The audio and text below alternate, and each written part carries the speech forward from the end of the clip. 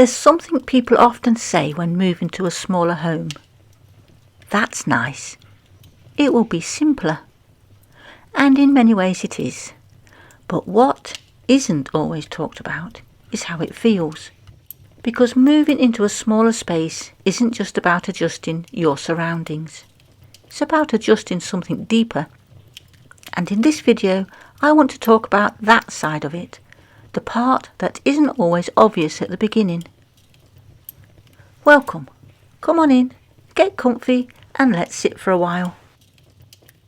At first, it can seem quite practical. You look at the new space, you think about what will fit, what needs to go, what needs to change. But quite quickly, it becomes clear that this isn't just about space. It's about everything that space once held. Because over the years, our homes don't just store things. They hold memories, routines, and a sense of identity. And when that space changes, it can feel like something else is changing too. You might be moving from a home that was full of the hustle and bustle of a family life. But now they've grown up and left home, and it all just feels too big and empty. In your heart, you know it's the right thing to do. But in reality, when it comes down to it, it can be a very difficult choice. There's often a moment when this becomes very real, when you begin to understand that not everything can come with you. It might be a piece of furniture, something you've had for years, something that feels familiar, and suddenly you're faced with a decision, not just about the object, but about what it represents. From the outside, it might seem simple. You choose what to keep, you let go of the rest. But it doesn't always feel simple, because many things carry meaning. A table isn't just a table. A chair isn't just a chair. They're connected to moments, people, and periods of your life that have such special memories. And letting go of them can feel like letting go of part of that. There's something else that can surface during this process. A quiet awareness that your life, as it once was, fit into that larger space. And now things are changing, not necessarily for the worse, but differently. And that difference can take some time to adjust to. People often describe this as downsizing, but that word doesn't fully capture the experience, because it's not just about reducing space. It's about re-evaluating what matters, what stays, what goes, and what continues with you in a different form. This is something that often surprises people. They expect practical decisions, physical effort, and a bit of disruption, but they don't always expect the emotional side. That quiet sense of letting go of things, the adjustment and the reconsidering, and that can feel heavier than expected. If you've experienced this or are going through it now, it's important to understand something. There's nothing wrong with feeling this way. It doesn't mean you're not ready. It doesn't mean it's the wrong decision. It simply means you're recognizing what those things meant to you. At the same time, this is also the beginning of something new, a different way of living, a different relationship with your space. And while that may not feel clear at the start, it begins to take shape over time. At the beginning, you might start with easier things, items you no longer use, things that don't carry much meaning, and that can feel manageable. But quite quickly, you reach the things that matter more. And that's when it changes. Because now, it's no longer about space, it's about meaning. As you go through your belongings, it can start to feel like each item is asking something of you. Not out loud, but quietly. Do you still need me? Do I still belong in your life? What do I represent? And answering those questions takes more thought than you might expect. Letting go doesn't always feel like a clear choice. Sometimes it feels uncertain. You might hesitate, pause, pick something up and put it down again, because you're not just deciding about the object, you're deciding about what it means to you. And that's what makes it feel heavier. There is no doubt that for a lot of people this can be very difficult, and for others they might find it quite therapeutic. It's likely that you're not just deciding on the outcome of your own things, but also items that you might have inherited, or items that were special to your children when they were little. But something to remember is, this is about your life and what fits into your life right now. Try not to hang on to something just because you think the person who it belonged to would want you to.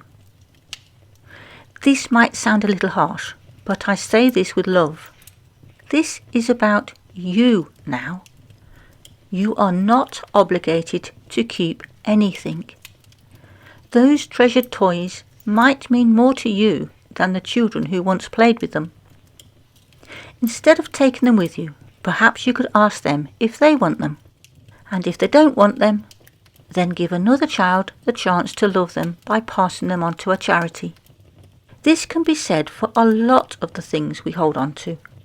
Most of these treasured items are in boxes up in the attic, or tucked away in the back of a cupboard and never see the light of day for many years. Occasionally you might come across them and have a little smile at the memories they bring, and then they go back in the box for another 5 or 10 years. Something that I have done in the past is to take photos of some of these treasured possessions before I take them to the charity shop. That way I will always be able to have that little smile moment, but not have to hang on to the item itself. I find that passing things on to a charity really helps me to cope with letting things go. I try to hang on to the thought that it will bring someone else happiness, and it's surprising what a difference that can make mentally. You could also have a yard sale.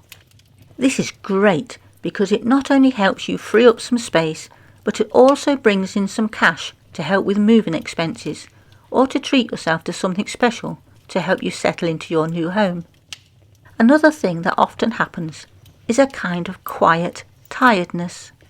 Not physical, but mental. Because you're making decision after decision. Keep or let go. Take or release. Hold on or move forward. And over time, that can become draining, even if each decision seems small on its own. There's often a moment when things actually begin to go.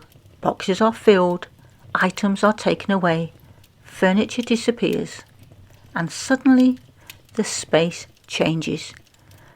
And that can feel quite significant, because it marks a shift from thinking about the move to truly being in it. As more things leave, there's often a realization that this isn't just an idea anymore, it's happening. The life you've been living in that space is beginning to change, and that awareness can feel quite strong. Even if everything is going as planned, something else can happen too. Gradually, after the initial difficulty, you might start to enjoy the process. Now that you're actually doing it and you can see the difference it's making, you start to realize how therapeutic it actually is to let things go. Letting go might start to feel a little easier, not because the meaning disappears, but because you're beginning to understand that you don't need to hold on to everything to remember it. And that can change how you approach the rest of the process. This is where it's important to slow down, to allow yourself time, because this isn't just about completing a task, it's about moving through something meaningful, and that takes time. We can see that this stage, the decisions, the letting go, the change in space is more than just preparation. When you first move into a smaller home, everything can feel a little unfamiliar. Not wrong, just different. The rooms are closer together. The layout is new. There's less space between things. And that takes some getting used to. Things that once felt automatic now feel slightly different. And that's part of the adjustment. There can also be moments where you feel the change more clearly. A sense of having less space, less room to spread out, less room for things. And sometimes that can feel restrictive at first, especially if you're used to something larger. But something else often happens. Gradually, without you noticing at first, the space begins to feel easier, more manageable, more contained, because there's less to look after, less to maintain, less to think about. And that can bring a sense of relief. Over time, you may begin to appreciate the simplicity. A smaller space often means fewer decisions and less upkeep. The things you brought with you are the special things that really mean something to you. And without the rest of the things around them, these items get the chance to stand out and really be seen by you. When you start to buy new things now, you will be able to consider exactly where it will fit in your new, smaller home. Daily life can start to feel a little lighter. This is where something important begins to change. Your idea of home. It becomes less about the size, the number of rooms, or the amount of space, and more about how it feels, how you live in it, and what it supports in your life. One of the big advantages might be that the financial upkeep of a smaller home is a lot less. So perhaps you have a little more to spend on the things that make you happy. As you settle in, new routines begin to form.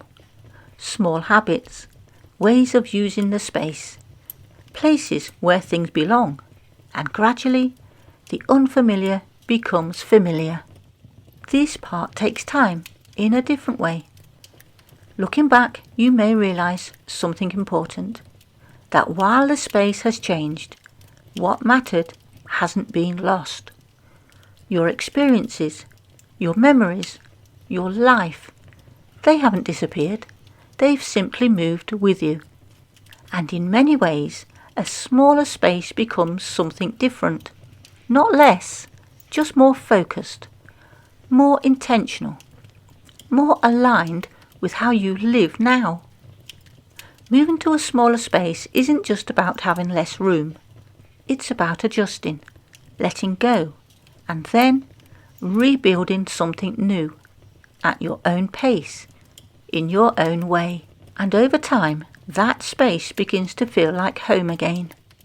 If you've gone through something like this, or are in the middle of it now, feel free to share your experience in the comments. It's something many people understand, even if it's not often spoken about. Thank you for sharing your time with me. Take gentle care of yourselves, and I'll see you in the next one. Bye for now.